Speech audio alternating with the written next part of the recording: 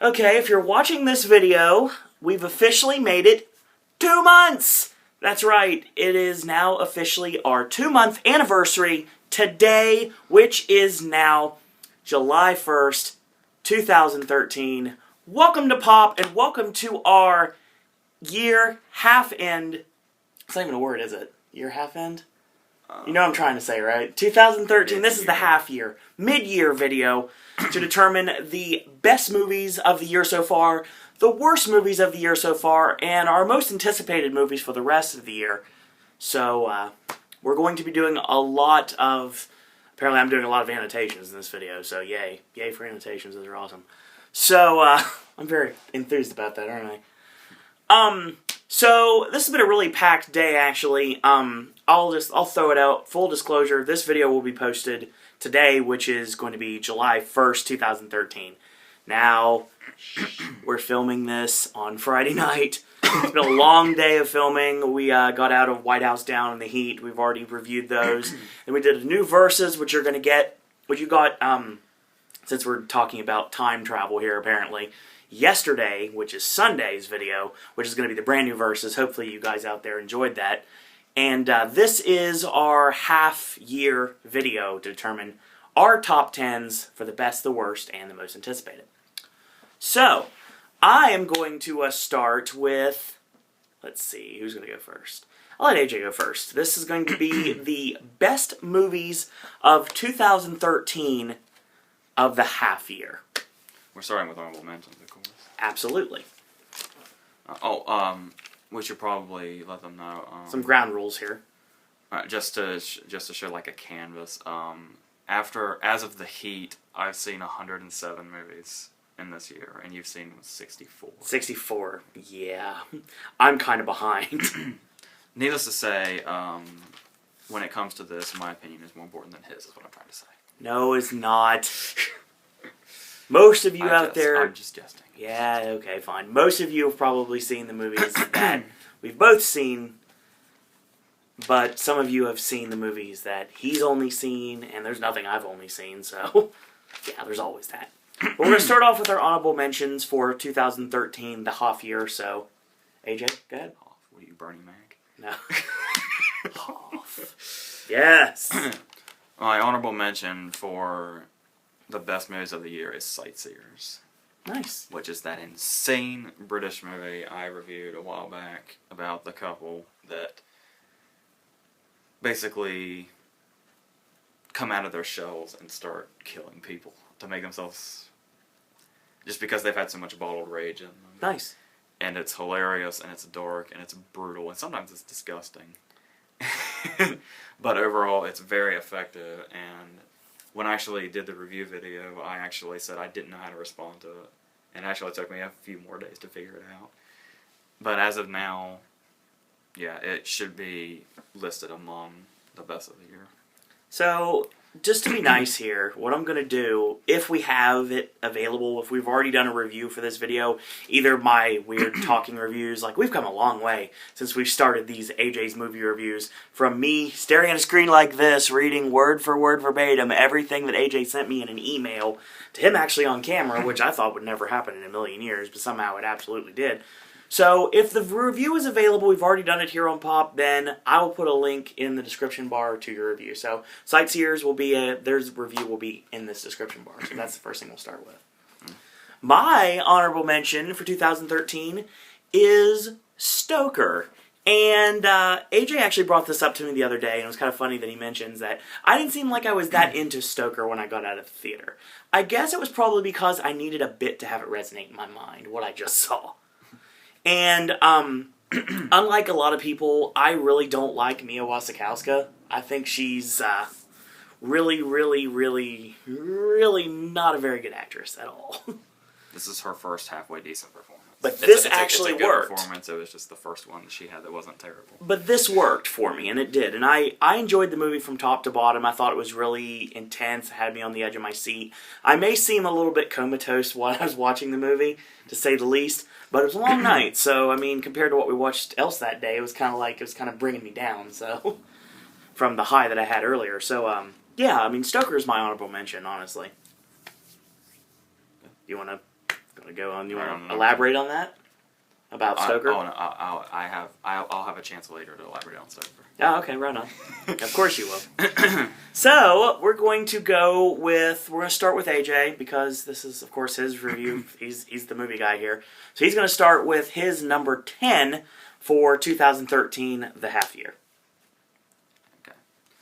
I often say in my reviews to not care what the critics say, and this is definitely a case with that.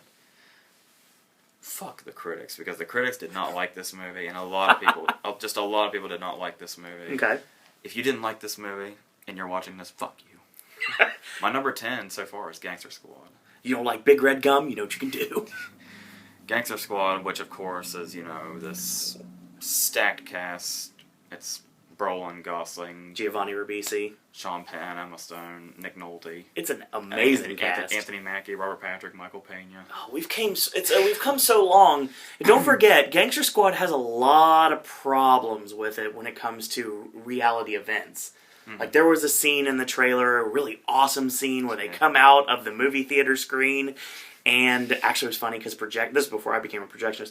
They were told that you got an email saying you need to take that off. Take that scene off. Okay, so we're at Athena Grant, and sure enough, there it is, in living color, if you will, very Dusty Rhodes style. It is just right there, right for everyone to see. So, yeah, they didn't take it off, and it was a really awesome scene, but I will give them the credit that they really made it work when they changed it around. They had to reshoot the scene in Chinatown. Exactly. But we'll talk about Gangster Squad for me a little bit later. It's got a lot of... it's actually really brutal. It's definitely a gangster movie. And a lot of people love to give shit to Sean Penn for being way too over the top. I love Sean Penn. Mickey Cohen is an amazing character. Like, he's just... Well, the thing is people say that Sean Penn takes himself too seriously as an actor. This is him just going balls out. Because, the settings, are perfect. Like, the art direction and the production design. Absolutely. Production design, I think that's what it's called now. We'll go with that. Well, it started off as production design, then it went to art direction, now it's back to production design. Okay. But it's impeccable. And, there's really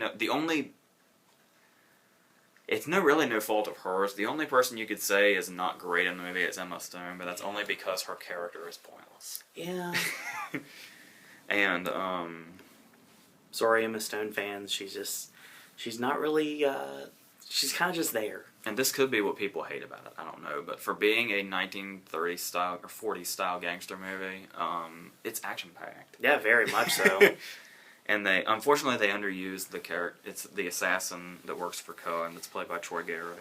Yeah. Who is Jane Fonda's son. That character could have been really cool, and Garrity's an awesome actor, but they didn't do anything with the character. No, not at all. He had a good opening, too, and then he's kind of just falls off. So, yes, definitely, because I saw it again when it came out on DVD, and it holds up. I might have even liked it better the second time, so... Well, I might have something more to say about Gangster Squad in a little bit. Who knows? Maybe.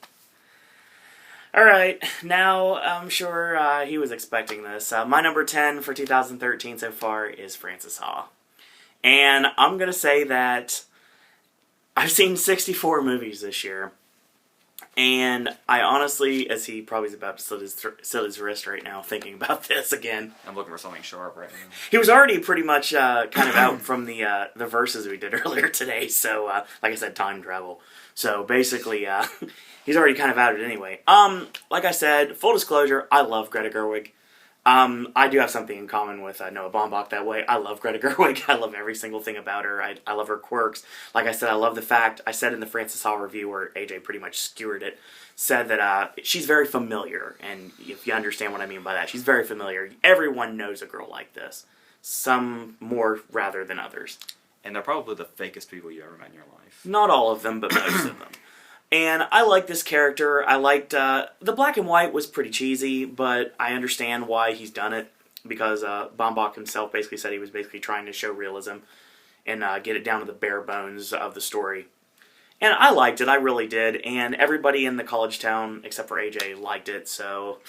But then again, they can identify with the story a little bit more than some people can. I know a lot of critics really like this movie. I know AJ's definitely in the minority right now, because I haven't heard anybody dislike the movie. I know, it's everybody will. It's kind of like how AJ is with Brave. I mean, it's not the greatest movie, but it's not terrible. So You always bring up my hatred for Brave. I do bring up your hatred for Brave because it's an easy go-to.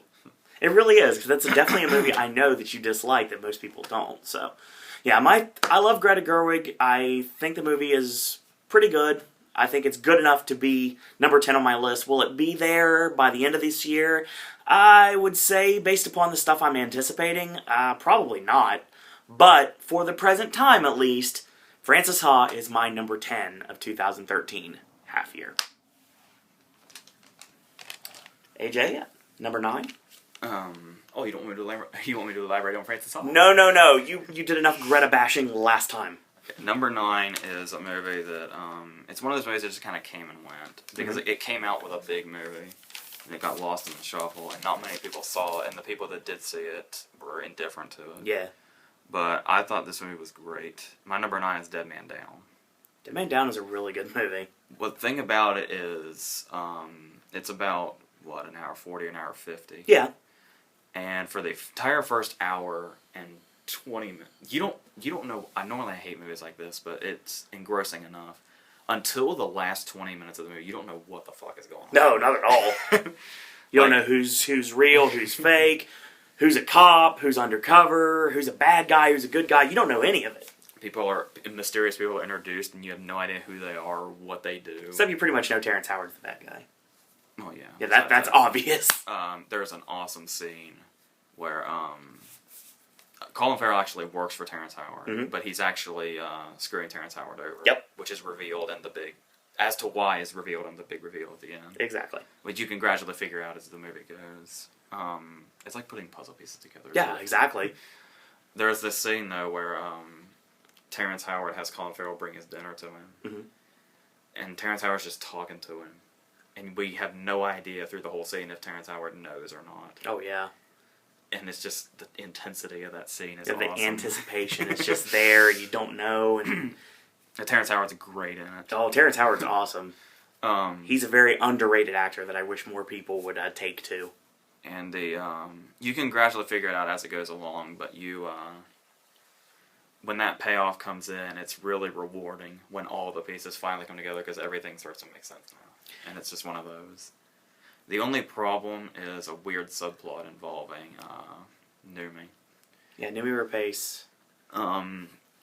She has this thing. She was in a car wreck, and this is a big plot point. It actually drives the start of the plot. She has like kind of a scar on her face. Yeah, it's barely there. Yeah, but to her, it's the biggest and worst thing in the world. Like, kids throw rocks at her and carve a monster into her door. She loses her job at a beauty salon. Yeah, it's... She hires Colin... The start unfolding of things is she hires Colin Farrell to kill the guy that hit her because she's deformed. And it's just... She doesn't have a hump or like a third leg or anything. It's just a little scar on her face. It's... I don't know what the big deal is. And a good thing about this movie was it was such a breath of fresh air. And it was also, it was good for me, and obviously as a wrestling reviewer, it was really nice to see that WWE films were behind it. But just to be clear, apparently they were well into production when WWE got signed on. That's right. So WWE just kind of said, here's some money and Wade Barrett. Yeah, it was nice. Wade Barrett is actually, he didn't have much to do, and he really didn't speak very much. But what he did, honestly, he was good with what he did, honestly. He was kind of there, but he was supposed to be kind of there because he wasn't even the main henchman. He was just one of the henchmen. So he wasn't even like the big heavy guy. He was just like one of like the cronies that usually gets killed off really quick in like an action movie. He makes it all the way to the end. He makes it all the way to the end, but he goes out in a blaze of glory. Literally. But yeah, I like Wade Barrett in this movie. Dead Man Down was really good, and other than the other WWE films that came out this year, which we'll talk about later on, this movie was actually really good, and I wasn't sure about it. I saw the trailer. I knew it was Colin Farrell. I knew it was Numi Rapace. I knew it was Terrence Howard, and I knew Dominic Cooper was in it, and I also knew that Wade Barrett had some sort of a role in it. So it was kind of like I was hooked, but I wasn't sure, because WWE films is kind of hit or miss, and most of the time it's miss. but especially the straight-to-video stuff. But it actually was really good, and I wish I could have put it on my list, but unfortunately I couldn't. It was actually, I thought about it for a bit, but I wasn't able to justify putting it on there. I know what you're going to say. You could bump Francis Ha, and I was like, yeah. But this is my list, not yours, so yeah. Interesting way to go that way. Alright, my number 9, oh my god. Alright, if there were 2 movies I was really not anticipating in 2013, it was 2 really hardcore action films. I'm not really an action guy. Obviously, I'm into comedies, I'm into romance movies, because that's just how I am. I can get into drama, but if I can get lost real quick, sometimes I get bored and then I just kind of zone out. Or fall asleep, depending on how I am. Or fall asleep during other movies, but that's another story altogether. Basically what I'm trying to say is this. There were 2 movies I was not looking forward to. And AJ was hyped for both of them. So I'm pretty positive that they're both, at least one of them, if not both of them, are going to end up on his top 10. And I'd be very shocked if I'm wrong. But there were 2 movies, and one was Bullet to the Head, which I was not really into when I first saw the trailer. I was like, it's Stallone. I don't care about Stallone. I'm one of the guys that think The Expendables is one of the most overrated movies. It's not bad. It's not bad. I just think two is so much better than 1. It's overrated. A 2 is better than 1. I totally agree. And a lot of times I can say that with these action movies. But there was another movie. Yeah. And I feel really weird about saying this because I really wanted to hate this movie. I really did. It's got... The only thing going for it to me was the fact that I knew Johnny Knoxville was in it. And it was kind of like, okay, fine, Schwarzenegger, Johnny Knoxville. This was a fun movie. I can't believe I'm going to say this, and it hurts every time I say this, because I wanted to hate this movie so much. But that was the genius of this film that actually got me, who does not like action movies, who is a new convert to action movies, who just saw Die Hard for the first time, last year. Sorry, it's how it works. And I'm going to say my number 9 is The Last Stand. It's a very violent movie. It's an extremely funny movie, too. It is I said this a long time ago. The Last Stand is basically what happens when Arnold Schwarzenegger, from The Last Action Hero, Jack Slater, decides he has had enough of being a cop in a big city, so he decides he wants to move to rural Nevada and become a sheriff. And that is what I get from this movie. And this movie is just, it's all over the place. And like I said, I'd be extremely shocked if both of these are not on AJ's top 10. He's not going to tell me now, and I don't want him to tell me now, because he'll tell you guys in just a few minutes. But yeah, my number 9 is The Last Stand, and I feel really ashamed about it. But you know what? After watching the movie, I really don't, because the movie's really good. So if you have some time, go rent it. It's definitely worth watching, without question. I'll have time to talk about that later. I'm sure you will. Oh, that's interesting. We'll go to another one in a minute. I can tell you right now, Bullet to the Head didn't make it. Ah. But I do. Bullet to the Head is awesome. I said at least one of the 2, so I was betting that at least one would make it. So Bullet to the Head is definitely awesome, though. It was good, and I did not want to like it, but I did. So it was close to getting on that honorable mention, but not quite. So number 8, AJ, what is your number 8 for the half year? My number 8 is another movie no one saw. Like, I don't know anybody personally, apart from critics, that saw it, and only a handful of critics have written reviews or have seen it. It is a comedy from Australia called Mental. Hey, you told me about this movie. Tony Collette. You said you wanted to do a review for this movie. I believe you gave me... Didn't you give me a review for this movie a while back? So I'll put that in the comment section as well. It's... the writer and director is the guy that did My Best Friend's Wedding, P.J. Hogan.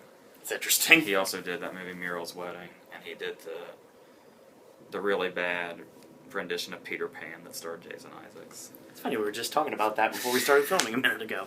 That's strange. But I really liked My Best Friend's Wedding. I didn't think much of Muriel's Wedding. Mm-hmm. So I wasn't sure what I was going to think of this. But the things I'd heard about it were good things. Okay. It was even there's an Australian Film Awards thing, and it got a lot of those. And this movie is just great. Anthony LaPaglia is he's the mayor, I think. Who gave him power? That's crazy. People who love Empire Records. Absolutely. Joe had power, why not? Yeah, that's correct. Joe did have power. Okay, so, And his wife is totally insane, but because he's working so much, and because his wife's insane, the children are totally dysfunctional. Like, the children actually convince themselves that they have mental problems also. So that's some great peer pressure right there. In all this hecticness, Paulie realizes that he needs a nanny.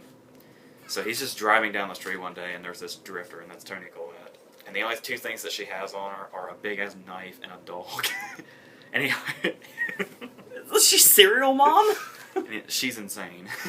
But he hires her anyway because he's desperate. Well, he's neglectful too, so it's not like...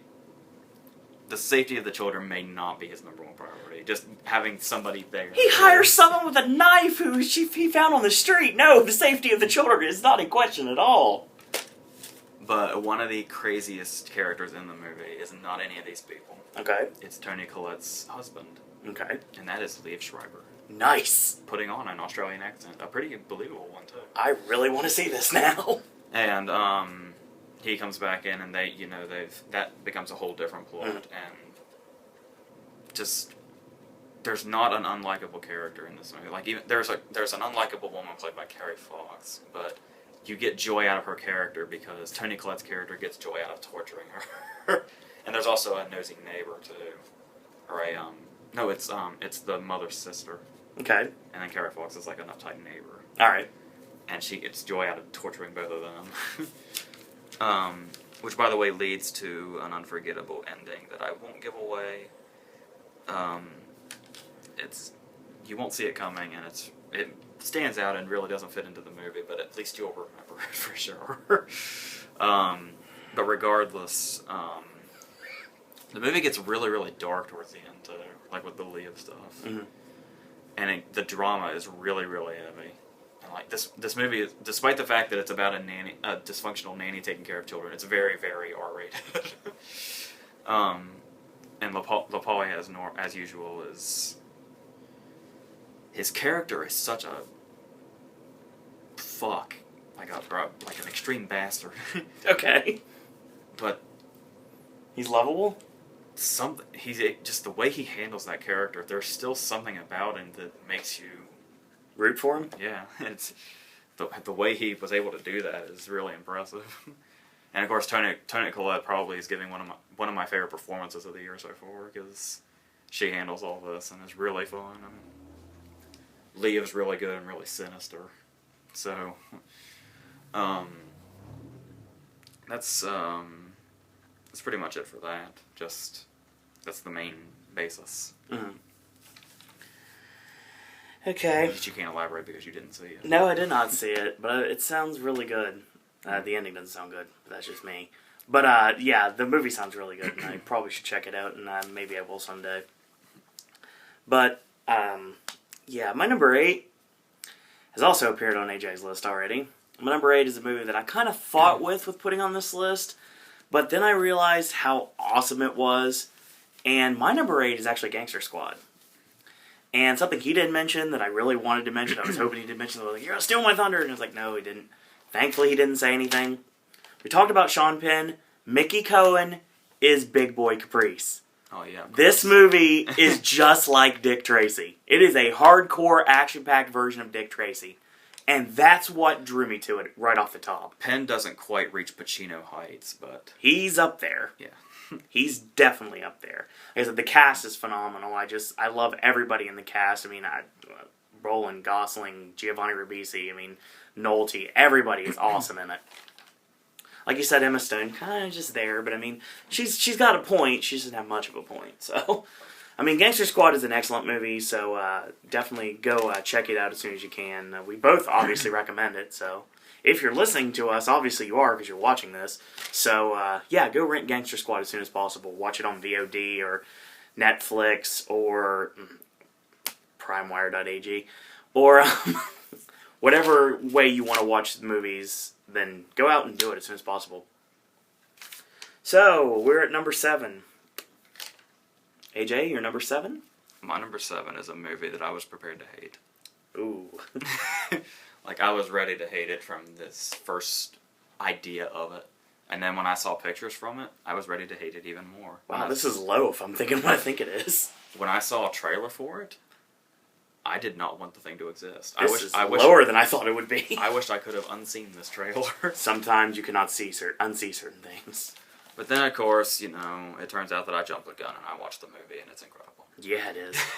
Which, of course, I pretty much already reviewed it in a previous video. I'm talking about Also Great and Powerful. Like I said, I'm very shocked it's that low.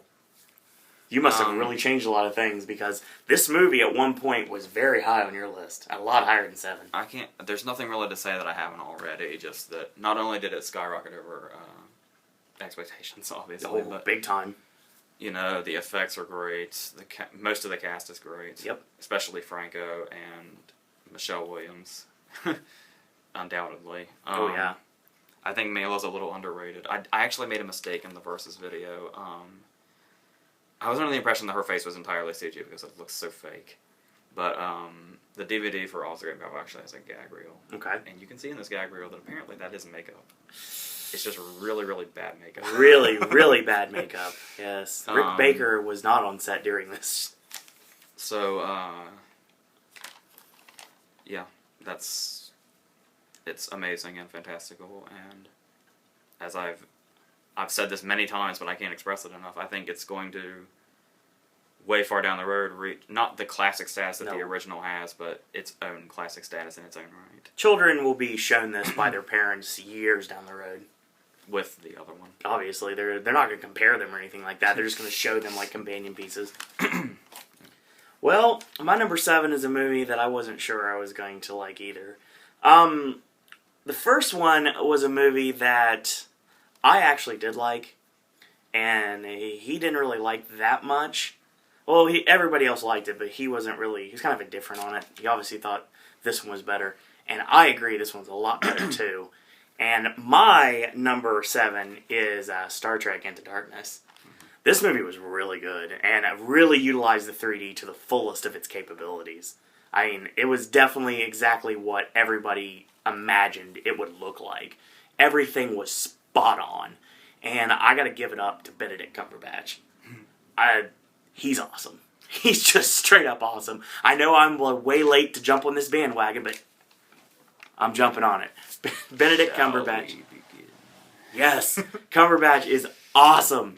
Awesome in this movie. And I want to say more things, but I can't. To review anything else, I would be giving away spoilers, and I'm the spoiler guy, apparently, even though I don't want to be. Sometimes it just comes out.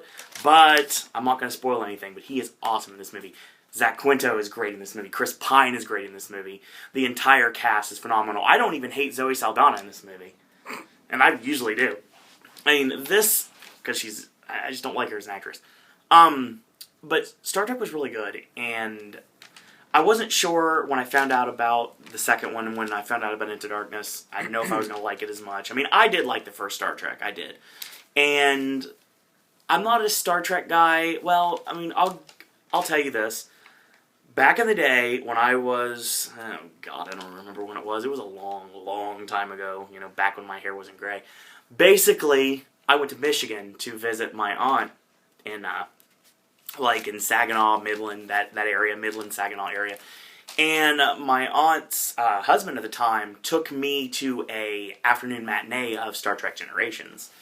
And I really, really like this movie. I got this deal back in the day that I would latch on to something and I become the biggest mark in the world for it, but then I just kind of forget about it. It's kind of how children do. It's oh, look, this pretty pet. And it's yeah, okay, 5 minutes later, yeah, let's go to the ground. Ooh, look at something else. So it's pretty much what it was. I mean, I had a Star Trek communicator. I had the ginormous Gene Roddenberry encyclopedia. I was really into it. I was buying comic books and action figures. I was really starting to become a Trek mark. But it was because I liked how Generations worked. But then again, I didn't see First Contact. I'll be honest, I didn't see it. I really liked this the new version of Star Trek, the J.J. Abrams Star Trek. I thought it was good. And this one I really, really liked. And to not put it on this list, I'd be a liar.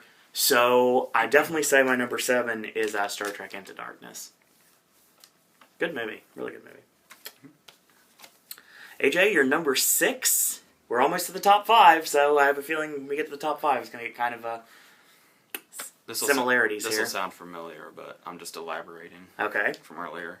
My number 6 is Stoker. Okay.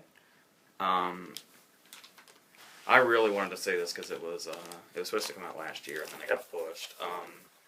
The plot outline is basically Hitchcock's Shadow of a Doubt. Yep. Including the evil Uncle Charlie. That name actually sticks. It's almost a shot-for-shot remake.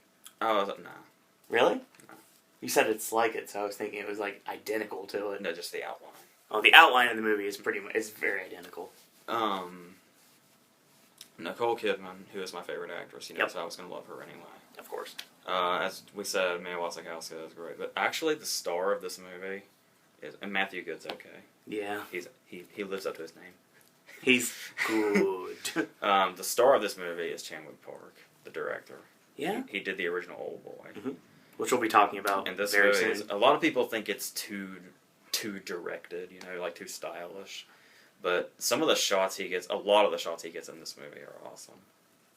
Like every year she gets a box, like a pair of shoes. It's the same pair of shoes for her birthday every year. And they show her grow up by showing a montage. Yep. And the shoes like get bigger, and it's a really nice montage. Some of the shots are very Danny Boyle-like. Yeah. Like the 20 Days Later shots. And the movie is freaky as hell. This is a dark, dark movie. All the plots involved in this movie are extremely dark and twisted. It's not exactly predictable either. No, not at all. Unless you've seen the trailer. Yeah. So don't do that. There's a couple movies this year that if you watch the trailer, you might as well not watch the movie. I'll talk about them later. Yeah, it's even if the very last shot of the movie was stolen from Django, they were made around the same time, so it couldn't have been directly stolen or anything. Yeah, everything about this movie works as far as it being suspenseful, as far as how it looks. It looks like so many of the shots look like paintings. Oh yeah, it's a very artistic looking movie. The cinematography is phenomenal. Yes, I love the direction. I think everything works really well. It's classically eerie. It's eerie. That's exactly the word I was looking for. I mean, all this stuff. It's like it's got like this like. God, I don't want to spoil it. I feel like I'm spoiling if I say this, so I probably shouldn't say it. Yeah, we'll go with that. I don't know which scene you're talking about. But No, I was just talking about the feel of it. It's kind of got like a And there's a very, very memorable shower scene. Yes. I'll give you the Bill Clinton thumbs up on that one. It's very voyeuristic too. Like you feel like you could be watching, like peeking in from the shadows, watching these, like the shower scene for example, and, like all these like weird coincidences that just start happening. Like everything, like it's like everybody is just kind of like a little bit evil in this movie. Yeah. Just a little bit evil, not too far evil, but everyone's just a little bit evil. They all have a little bit of an evil side to them. Except Daryl Morey. Yes. Who has one scene. He is only evil in the campaign.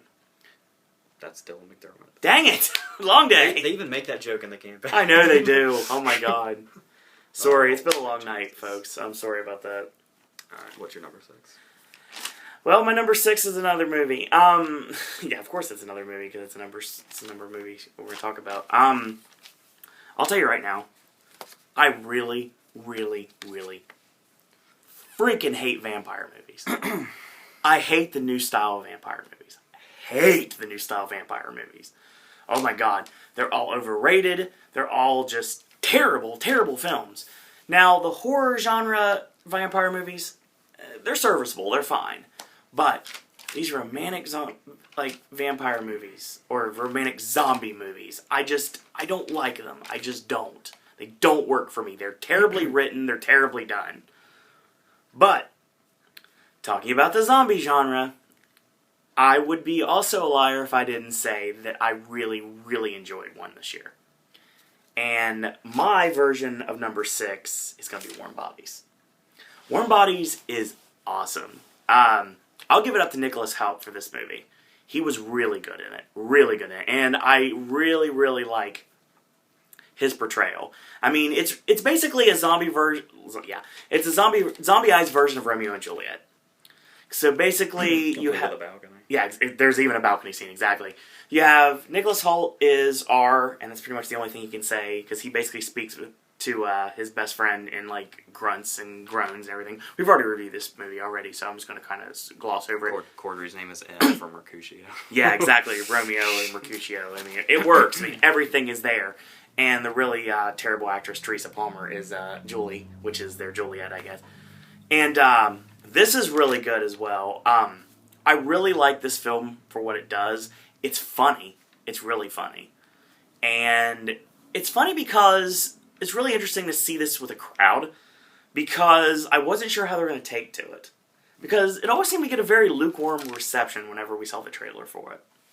But it actually works really well. And I really liked the movie. Overall, I thought it was very, I'll use this term again, aesthetically pleasing. I thought it looked really good. And I liked the way everything worked out. It was PG-13, right? Yeah. The utilization of the F-bomb actually worked really well for me. Really, really well for me. And John Malkovich is phenomenal in it.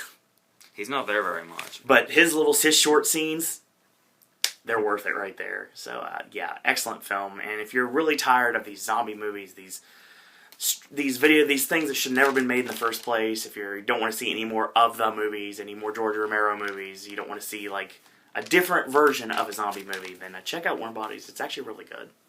Yeah, the Sightseers is my honorable mention. It'd probably be under Sightseers for me. Yeah, and if I don't, you want to talk about under again, I'll do that, because that helps me talk about something I really wanted to put on this list, and I really fought with myself to put it on this list.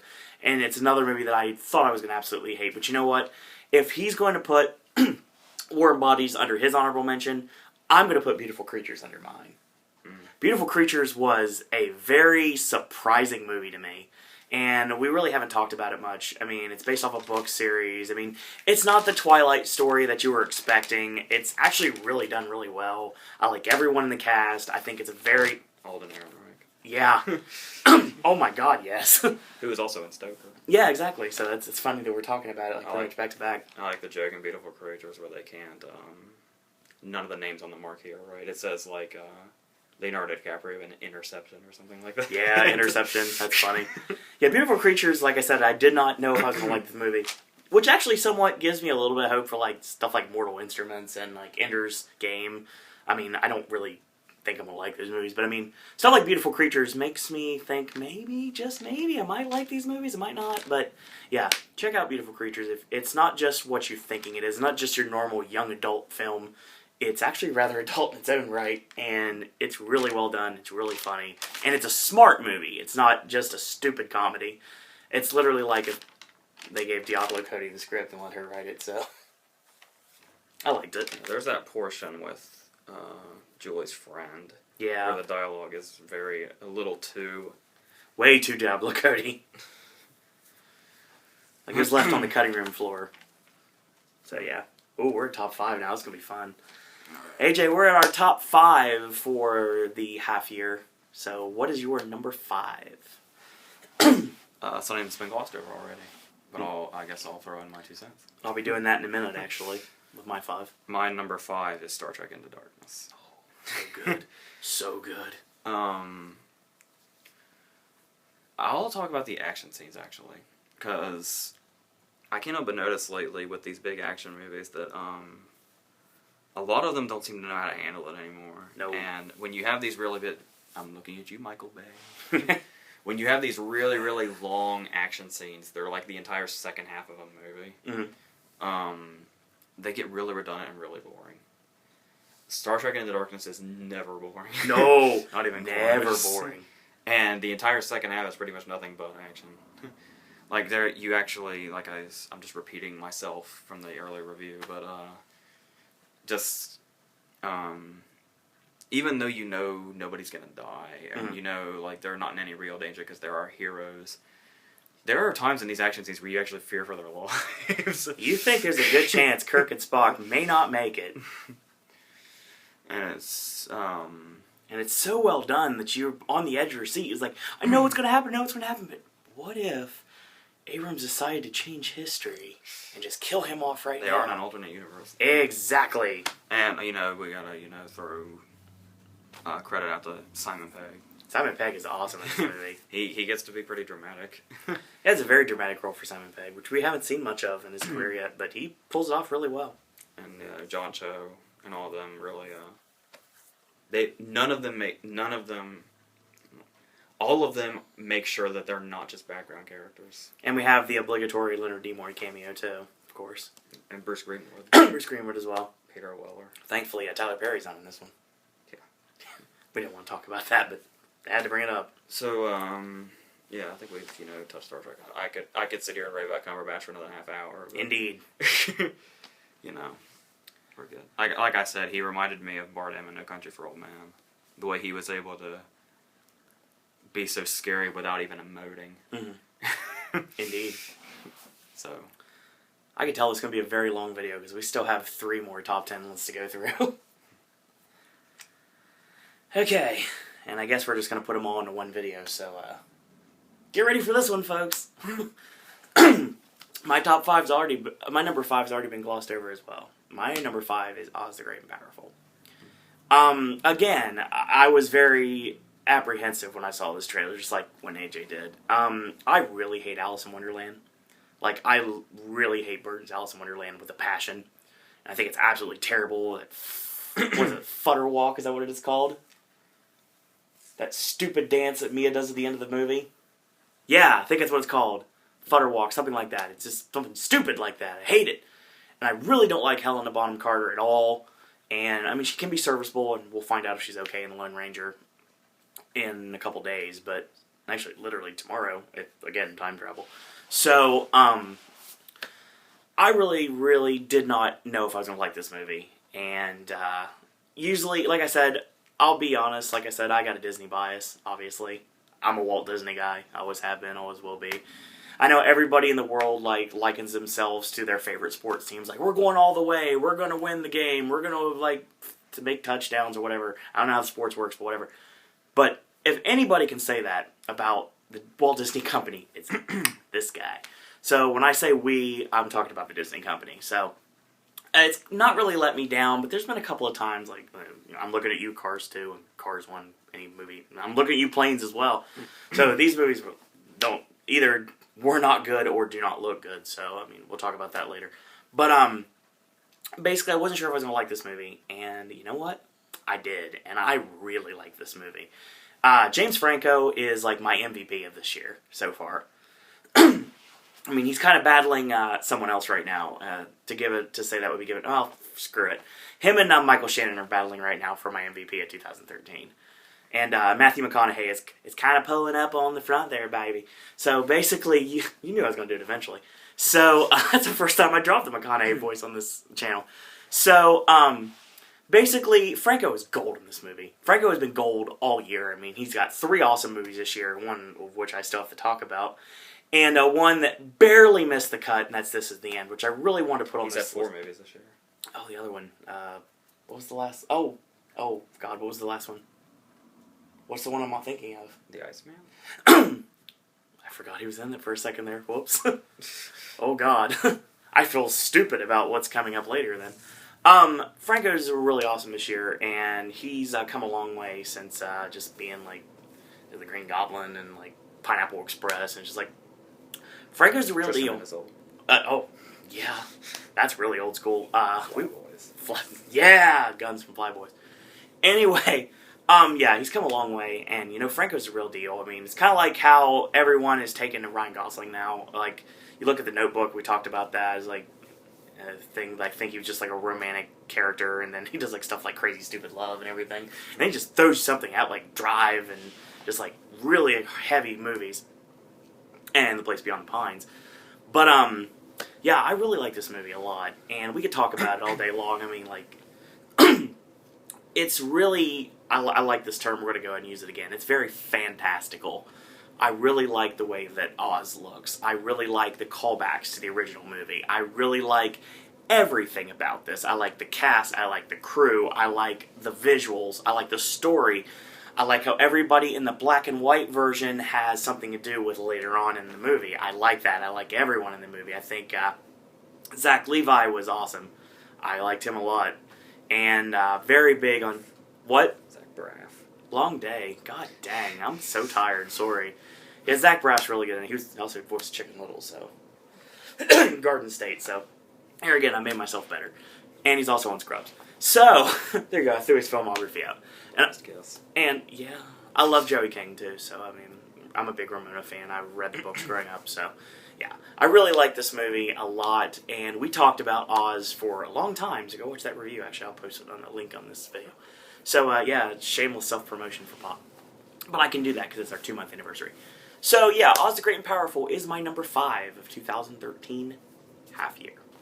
We'll try to get faster so we're not here for 3 more hours. Yeah, it's going to be fun for the next review. We talk about the worst because we're just going to bash things like a little bit. And then we're going to get into our anticipated. And the way this is going to work, I'm going to put a link in for all these review videos. And at the bottom, there's also going to be, like we've done with AJ's movie reviews, there's going to be a time where the best starts, where the worst starts, and when the most anticipated starts. So if you want to just skip to the best or skip to the worst and skip to the most anticipated, you're able to do that. So I'm going to do that for you. People who've been watching this video for 45 minutes and didn't know until just now that they could do that are going to be really pissed off. I'm sorry. I just thought of it off the top of my head that was going to happen. So number 4? Number 4, it's your turn, sir. Ooh, this is really going to get fun. As we talked about before, my number 4 is The Last Stand. Oh my god. He loves this movie, folks. Oh, man. Well, we forgot to touch on this. Let me start off by saying, if you're a Knoxville fan, don't be fooled by the fact that the poster says Arnold Schwarzenegger, Johnny Knoxville. Nope. For starters, it should say Arnold Schwarzenegger, Forrest Whitaker. Yeah. Secondly, Knoxville's in it for maybe 5 to 10 minutes. That sounds about right. He's important, but he doesn't come in. He does his thing when he's there. Trouble is his main deal doesn't come in until the end. He's in one of the first scenes of the movie, and then he doesn't show up again until the end.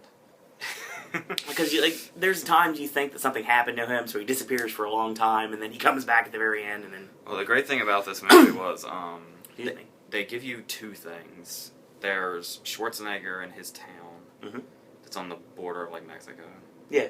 And then he's just there. He's getting old, and he's like, should be quiet to begin.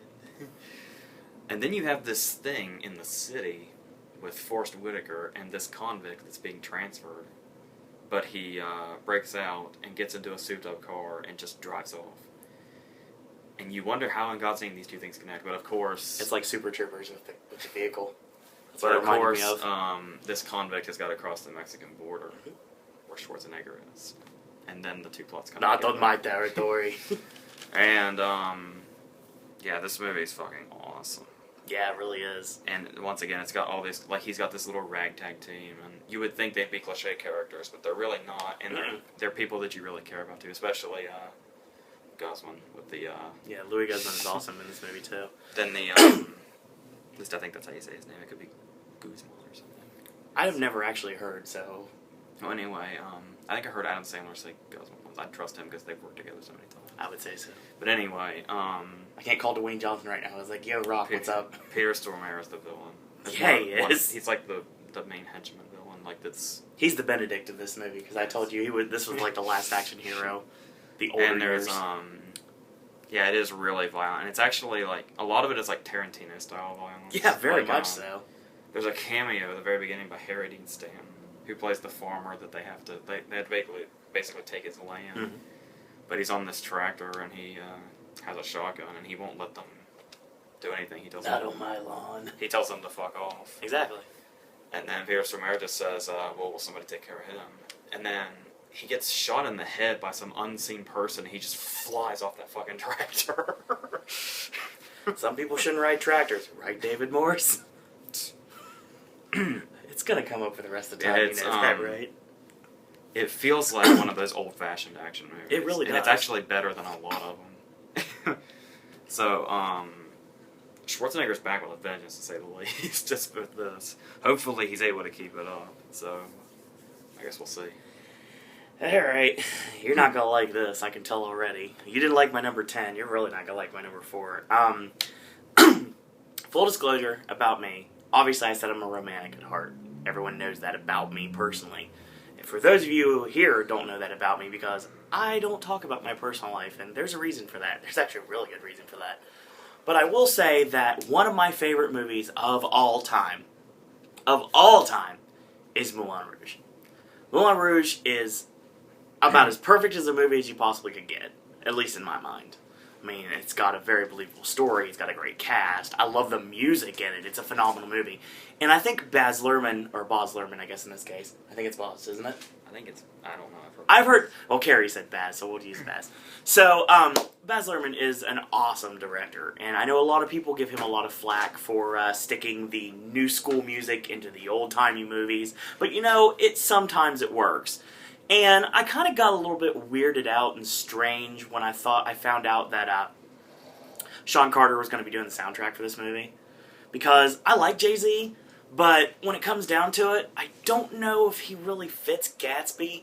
I love the cover of the Happy Together, the old Turtles song, Happy Together. I love that. It sounds awesome in the trailer.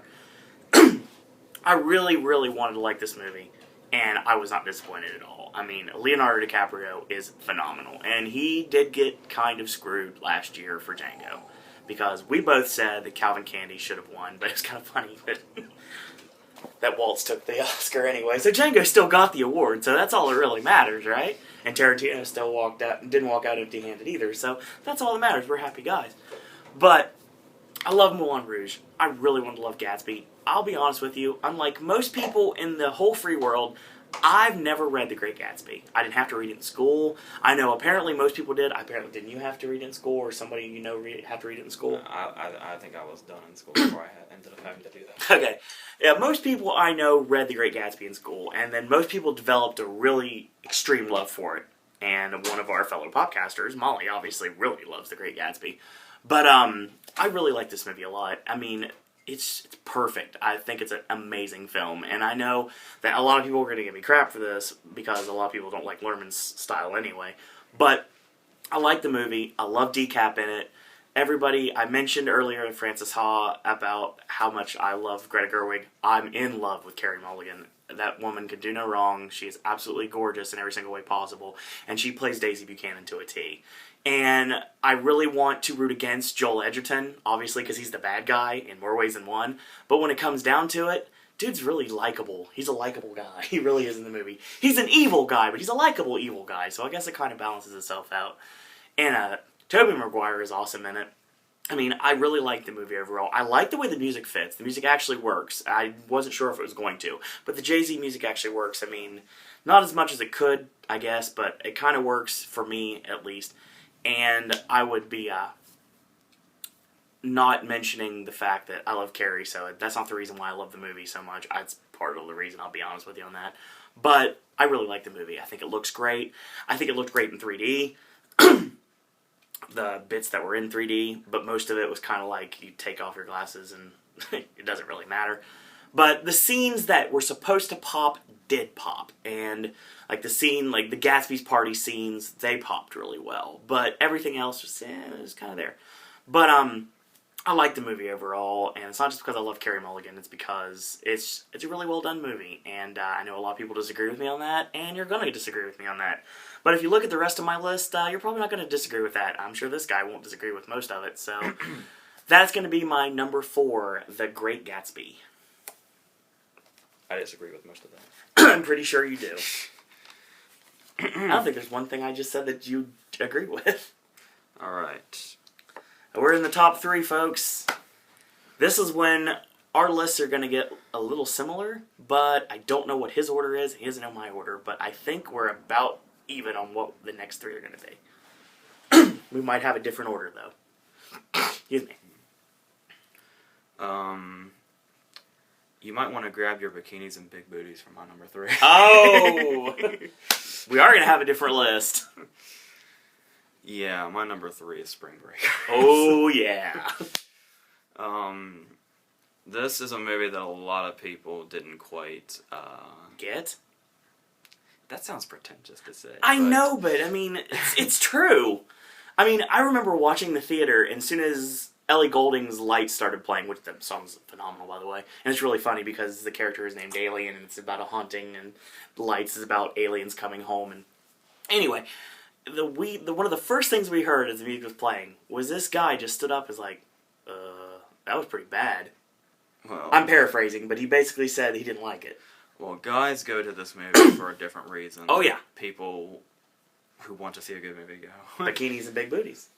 Just like you mentioned at the beginning of this video. The entire first 40 minutes is bikinis and big booties. Yes, it is. But so then, after 40 minutes, all you LCDers, you can just bomb out. But that's the thing is, a lot of people thought it seemed a little redundant. And like when I wrote the review, I mentioned that it's like that episode of SpongeBob where Squidward goes to a place called Squidville. Yeah. And because he wants to get away from SpongeBob, and he's around. It's an entire town of people just like Squidward, who act just like Squidward and live in the same house. They all their houses look the same. That's insane. And we see this montage. It's actually a brilliant montage. It's Squidward, and he's doing all this stuff over and over again, and he's loving it. Okay. And then we start to see his smile kind of fade a little bit. And then as this montage continues and doing the same shit over and over and over again, he's tired of it. Yeah, of course. You do stuff over and over again, you're going to eventually get tired of it.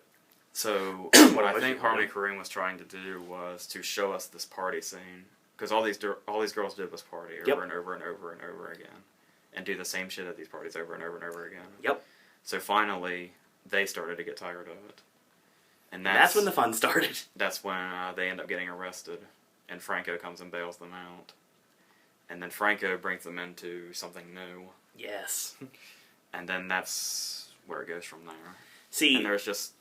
This movie is full of small things you might not notice. Like, somebody actually pointed it out to me. You can just... That's what's great about movies like these. You can just look for these really tiny things that are hidden in there. You have Selena Gomez, who is the voice of reason. Yep. And who doesn't want to do anything bad. You have Rachel Korine, who is... She's on the fence. She's a good girl that wants to be bad, basically. And then there's Ashley Benson and Vanessa Hudgens, who are just insane. Yeah, they're absolutely crazy. But we don't find that out till midway through the movie, and they don't know that they're crazy until midway through the movie. So there's actually this shot in the movie where to kind of a representation of their characteristics. I guess the way you're supposed to stand when you've been arrested is to face the police car. Mm-hmm. So if you'll look, it's one shot, and Selena Gomez is facing the police car.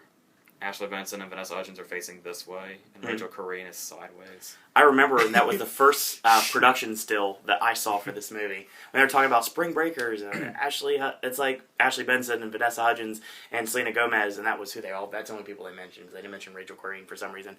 They just mentioned them standing there, and they're like, yeah, this is like Disney Girls Gone Wild, and stuff like that. I was like, that was how a lot of people put over this movie. Or put under this movie, depending on how you look at it. So, like, after the first 40 minutes, the movie kicks in, and it kicks in hard. But I also really love the scene where they rob the diner. That's intense. That's that one take where we actually see it from the getaway car's point of view. Yeah, they seem so jovial and happy, and they get in, and they're so just ruthless about doing it, because they just need this money so they can go on spring break. This is all about getting money so they could go on a spring break vacation. I mean, that's it. That's why they're doing this.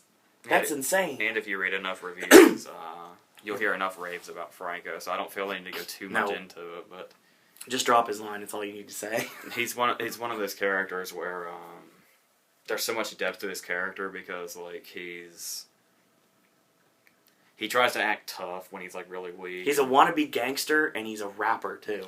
He tries to act tough when he's really weak, and he tries to act fearless when he's scared. Mm-hmm. And, he tries to act like, nothing bothers him when he's very troubled. Britney Spears every time comes to mind. That scene is definitely very reminiscent of that. So, yeah. We'll get to Spring Breakers in a bit. Well, it took a long time to figure out where I wanted to flip 2 and 3. 1 was never a question, but 2 and 3 were always a question. My number 3 is actually going to be Pain and Gain. Okay. AJ told me this was based on a true story. Like, this is a true story. This actually happened. It even says this actually happened. The article that's based on is like 40 pages long. It was in 3 different parts. Well, apparently this was Michael Bay's passion project, and like he's wanted to do this thing for years. So when he pretty much said, "I'm not gonna do another Transformer," he's like, "Okay, Michael, what we're gonna do? How about you let me do this this Pain and Gain project I've been working on for the longest time. Why don't you let me do that, and then I'll do your stupid Transformers movie. He's like, okay. Just as long as you get us a Transformers movie into the theaters before 2016, we're fine. So, what happened? Michael Bay got his way, and Pain and Gain came out. And this movie very much split the entire audience. Like, I'll be totally honest with you. Most people I know, like, the people that I watch come out of the theater and the people that I've seen come through the lines at work, basically, they don't like this movie at all. I don't know what the critics thought about this movie. But, I think it was fairly well received. Yeah, you could definitely elaborate on that more than I can. This movie's really good. It's out there. It is like, I'll use the term from Holy Motors. It's bonkers. I mean, it's crazy because apparently AJ told me that he read the 40-page document that the movie's based on. And it basically told that a lot of the characters' names were changed. And most of them weren't. And Dwayne Johnson's character, he's not really real, but he kind of is because he's representing someone else that really doesn't get much play for the entire story. He's a representation of Delgado, but pretty much everything he does in the movie is fictional. Yeah, didn't like the character that Anthony Mackie plays mostly do the Dwayne Johnson stuff in the real life story? Supposedly. But this is all just hearsay. We don't know if everybody's guilty or not. Is this officially proven? The guy that Anthony Mackie played is still trying to convince people that he's innocent, despite the fact that the article makes it to where he pretty much single-handedly is the one that cut everybody up. He is the Terry Hobbs of this movie. And we will be talking about that very soon. Thank God the movie's finally going to come out. Basically, it's out there. I love Dwayne Johnson in this movie. I mean, he's a cokehead. He's in love with Jesus, and he's a cokehead. It's like the biggest contradictory thing in the world, and it's really hilarious. He says a lot of really funny lines that I'm not going to go into on here. Obviously, you can mention them if you want, because I try not to curse on this channel as much as I can, even though I guess it's kind of like not cursing on here kind of makes up for the fact that I curse all the time in real life, so I guess that's that. But basically, I really like Dwayne Johnson's character in this movie. He's really funny. Marky Mark's great in this movie, too. I mean, Mark Wahlberg he's elevated himself as an actor in my mind a lot, and even though he is now permanently followed by How You Like Me Now. So, and I'm pretty sure it's going to show up in Two Guns. I can't prove it, but I'm pretty sure it's on the soundtrack. Even if it's just like elevator music playing with like Denzel's going through a building or something. It's going to happen, folks. Mark my words. But I'm sure we'll get talking about Pain and Gain for AJ in a few minutes anyway. So that's pretty much my number 3 at this point is going to be Pain and Gain. AJ? Before I go on to number 2, this is going to have to be 3 videos. Really? I believe so. Oh boy. I'm sure there's a couple people right now that are not liking this right at this moment. Okay, yes. My number 2 is Pain and Gain. Yes, it is. I figured it would be, because number 1 was never in question, but 2 and 3 always were. My problem with this movie was I was afraid that I had the same fear everybody else did. Turning the story into a comedy sounded like the absolutely most tasteless thing you could ever do. And it's a brutal story. I guess even the family is still pissed off about the outcome of the movie. Absolutely. And they have every right to be. Yeah. But it still works, actually. I didn't mention, but Tony Shalhoub is really awesome in this movie, too. Yeah. Really awesome, because he's the guy that everything really happened to in real life. Well, he plays that character. Or a version of it.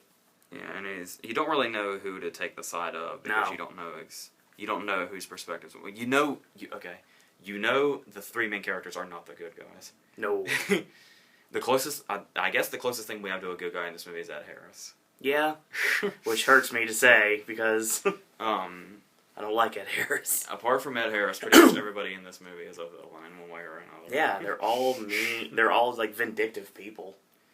So, which only shows the truthfulness of it. Yeah, absolutely.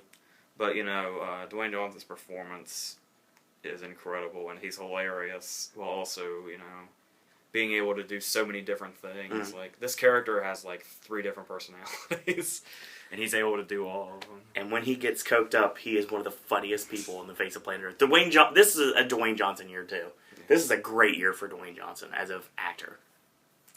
Not a really good one for a wrestler, obviously, because he lost to John Cena at WrestleMania and tore his abdominal muscle, but still, it was a great year for him as an actor. And Wahlberg is really good with the making sure that Daniel Lugo was not shown sympathetic. No lie. He made sure Daniel Lugo was fucking evil. Yeah, he's a punk in every single way possible. Like you said, Ed Harris is the only person that's likable in the entire movie. Yeah, it's really well made too. Like Michael Bay's style finally found something to work in. It does work really well. I mean, this is the first time that style's worked since Bad Boys. Yeah, and that's the best. Miami's is good luck to him. Exactly. So he needs to make a movie in Miami, stay away from ginormous robots, and everything's great. We all win. We don't make as much money as Transformers would make, but still, it's worth it in the end. Yeah. Number 2, well, I think this pretty much confirms we have the same number 1, so I think we could probably mention that in a minute. My number 2 is Spring Breakers. And I fought with this for a minute. Spring Breakers, until the very, very last minute, was my number 1. I'm not going to lie about that. And I really, really like that movie a lot. I love it. And obviously, like I said, I'm a Disney guy, so it didn't hurt that Selena Gomez and Vanessa Hudgens were in the movie. But for those of you that are fans of Selena Gomez, she's not really in the movie that long, honestly. After the 40 minutes of all the partying and the debauchery happens, she pretty much bombs out right the get-go. Right after meeting Aileen, she's like, I'm going to go back home, and I don't want to do this anymore. So I'm going to leave, so the rest of the girls see her off, and then all hell breaks loose. So that's pretty much how it works. And I really like this movie. Harmony Korine is a really interesting fellow, to be totally honest. And when I first watched Kids, I wasn't sure if he was male or female, because I hear the word Harmony, and it sounds like a female's name. I thought he was one for a long time, too. It sounds like a female's name.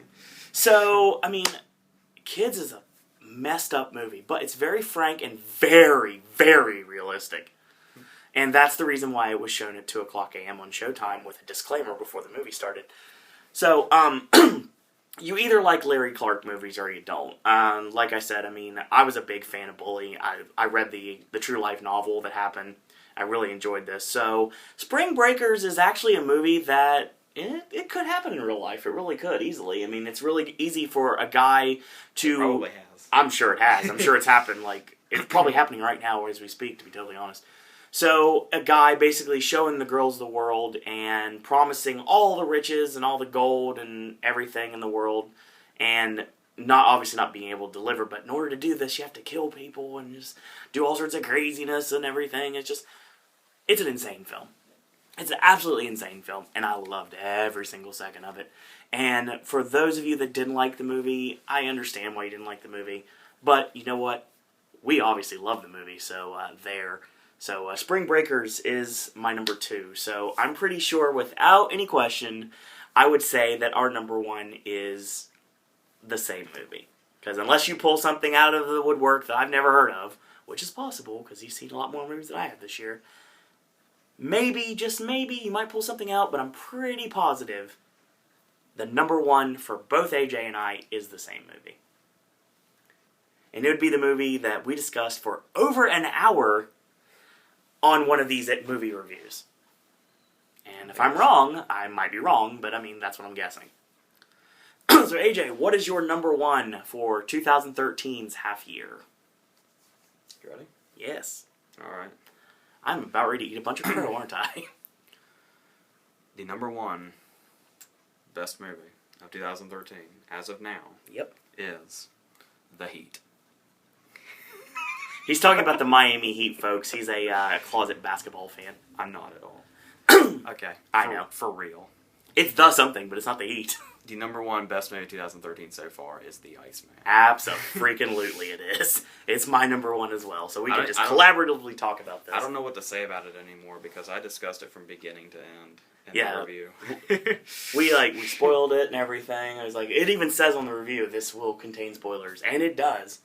So, but AJ was nice. He let everyone know when to walk out of the room and then come back. So, but you didn't really tell him to come back. So, long story short, Michael Shannon Perkley and Boris Koplinski. Yes. Chris Evans has a great supporting role as Mr. Freezy. Yes. Winona Ryder might be back. Yes. She's really good. She's excellent in this movie. The movie's intense. Absolutely. It stays true. Oh yeah. And is riveting. It'd be really awesome. And there's not a single dry spot in it. No. It's like you're on your seat from top to bottom, from beginning to end. You're literally sitting like this the whole time, just like intently watching what you're seeing on screen. And there is not 1 second you get lost in the movie. It is just like balls to the wall, like every second of this film. And we have discussed the fact that Michael Shannon is so underrated. So underrated, like criminally underrated. Like I said, this year it's like, it's Franco and Michael Shannon just battling to the death. Franco has one scene in this movie that he totally kills. Yeah. Literally. But still, the movie's phenomenal. It's excellent. I mean, if it's already out of your theaters, I'm pretty sure it probably would be by now. Unless you watch this in a bigger city. The DVD's in September, I think. Oh yeah, September. Yeah, I think it's like the week before I come home. I think it's like 20-something. I think that's what you told me. End of September, so check it out on DVD. And if it's still in your local cinema, go watch it. Like, seriously, what are you waiting for? Like, pause the video right now and be like... And when you come back, we'll still be talking. So it'll be fine. And go watch The Iceman as soon as possible. This movie is excellent, and we are so fortunate to have been able to get this in a local theater, so we didn't have to drive we didn't have to be driven 2 hours away in order to watch this movie. And it's excellent. Like, I think I'm very happy with my top 5. I don't know how much it's going to change throughout the rest of the year, but we're going to have to find out later on what's going on with that. So that's it for this video. That's going to be the end. So thank you guys out there for watching. And we will be joining you later today with the worst movies of the half year 2013. This is really going to be fun. So until tomorrow, boys and ghouls, long day. So until tomorrow, boys and girls, that's all I got to say about that.